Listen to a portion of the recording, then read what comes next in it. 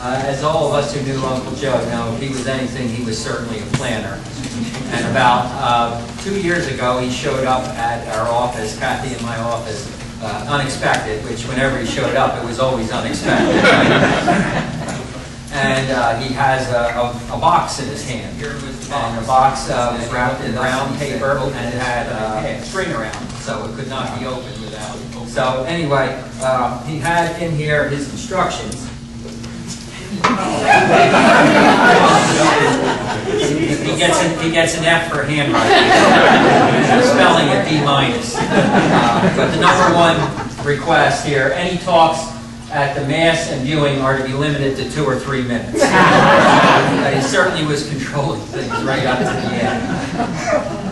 So we're going to do our best to keep it to 2 or 3 minutes, but I'm going to start, and I'm going to be the first one to violate the rule. But, you know, one of the great things about Uncle Joe, as the youngest of that family, that generation, was he was part uncle and part big brother to all of us. He was full of fun, full of energy, and always full of sporting tickets. When we went to Ponzio's with Aunt Irene just Thursday a week ago, I reminded him that he had taken me to the 1968 Army-Navy game, and after the game we had gone to Ponzio's, and it was so cold that I was so happy to get to Ponzio's to be warm and get something fresh to eat and feel a little better. And remarkably, within 2 days of telling Uncle Joe that story, my sister's always bringing me notes from my parents that keep being found. Within 2 days is the thank you note that I wrote to him all those years ago. And the best part of it is, P.S., it's a day I'll never forget. And in hindsight, that certainly was true. In 1987, Joe, Matt, and I took a trip to Notre Dame to see Notre Dame play Alabama. And we get on the airplane, and about the 3rd row, first class there, is Brent Musburger. So Joe, I'm not certain if I wanted to walk by Brent and not let Joe know, but Joe sniffed that out right away. And of course he had to give Brent some advice on who was going to win the game. So he promptly told Brent that Notre Dame was going to win by 3 touchdowns, which was, you know, quite a rout because the game it was supposed to be a close game. Anyway, Brent commented, I'm sure Joe could get a lot of action given 3 touchdowns. But I figured out in Joe's life, Notre Dame played somewhere between 800 and 900 football games, and never did Joe ever predict an Irish victory by less than 3. But we have to give him his props when they're due. The final score, looked up, Notre Dame 37, Alabama 6, so he was kind of on it. But while we were at Notre Dame, we toured the new indoor football field, the Loftus Field. It was so new that they were still spray painting the lines on it as we were walking through it. Matt, you remember that? And but we got a quick tour of it and so forth.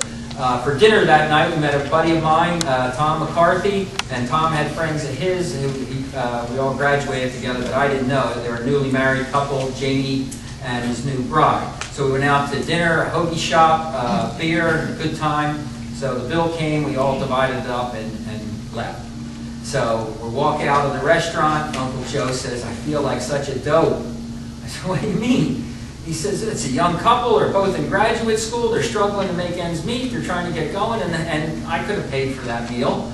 And my friend Tom said, Mr. Schultes, I wouldn't worry about it. That was Jamie Loftus. His dad just donated the football. But Joe, never one to miss a beat, quickly said, because they should have bought us dinner. So after the game ended, unfortunately, Matt and I, we had arranged for a Sunday afternoon flight instead of a Sunday morning flight. So Matt, Joe, and I spent the next 24 hours figuring out all the permutations that were going to allow Notre Dame to win the national championship that year. We had it all figured out, this angle, that angle. We only missed one spot, and that was Notre Dame lost the last 3 games of the season. So that hurt a lot. But I just have to say that when I first met my wife Karen, first relatives I introduced her to were Joe and Rita. We were there for the New Year's Day bowl games, and so there was always a party going on. And a good time as ever. I have to say that my wife was a little nervous, a little put off by the Notre Dame shrine. I think she got over it. You know, it's said that a good soldier always dies with his boots on, and Joe is certainly past his soldiering days, but literally he died with his golf shoes on over there in the corner, and the spikes were well worn. So I want to introduce Vicki now, or excuse me, Nancy's going to come. My oldest son is in the Marine Corps, and he was stationed in D.C. for 6 months. So my father and I, in October, a year ago, went down to visit him. And we weren't really sure of what we were going to do, but we decided to take a tour. So we were on a tour bus, one of the double-decker ones. And it was a bus where you can get on and off. And so the bus had stopped by the Lincoln Memorial. And my father turned to my son, Jonathan, and he said, "Do you know the Gettysburg Address?" And my son said no, and my father proceeded to recite it. And the people on the bus were, "Oh." Then he said, "Do you know the preamble of the Constitution?" My son said no, and my father proceeded to recite it. Then he said, "Do you know the Declaration of Independence?" And my father recited it, omitting the 27 reasons that why St. George was not being nice to America. And he said, "Do you know the letter to Mrs. Bixby?" And my son said no, and my father recited it. And the people on the bus were all kind of looking around. Who was this guy? And my son said, "Papa Joe, when did you memorize all this?" And my father looked at him, leaned forward, and said, "In high school." And the tour went on.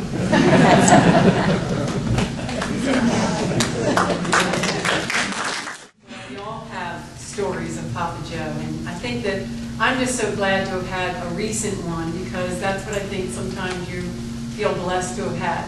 I had the opportunity of taking him to Alabama, I might say, and did win the national championship.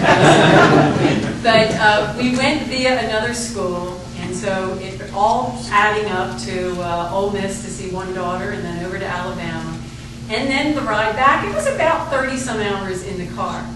And the best thing of all was that he brought his tapes that he learned how to make, his CDs.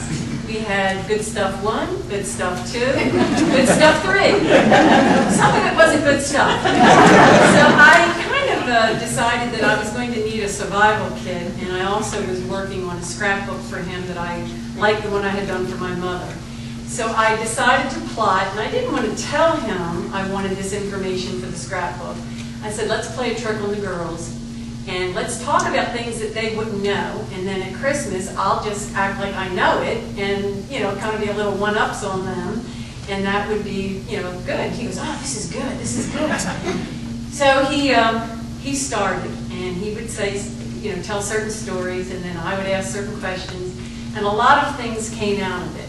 Things like the horse named, I think it was Peggy, and the dog that died right in front of him, and he started crying, or the fact that he was the only one of the Schultes that lived as a child at Mega's farm. He went on, and I can't tell you all, but I will tell you that they are so valuable to me. I have his writing, and I can just about make it out because I can remember some of it. But it was 6 hours that went by in about a blink of a minute. And it was the best ride of all. And the more he talked, the more he wanted to talk. And he said, "I haven't talked about some of this in years." And it was things that I wouldn't have known, and I feel very blessed to have had that time and been able to, just listen to those stories. And most of them were about National Park. Most of them were about Uncle Jim and Aunt Marie and Aunt Irene on the river, and most of them were about his parents and his great friends. But they were funny, and he went on, and it just, it was a great 35 hours.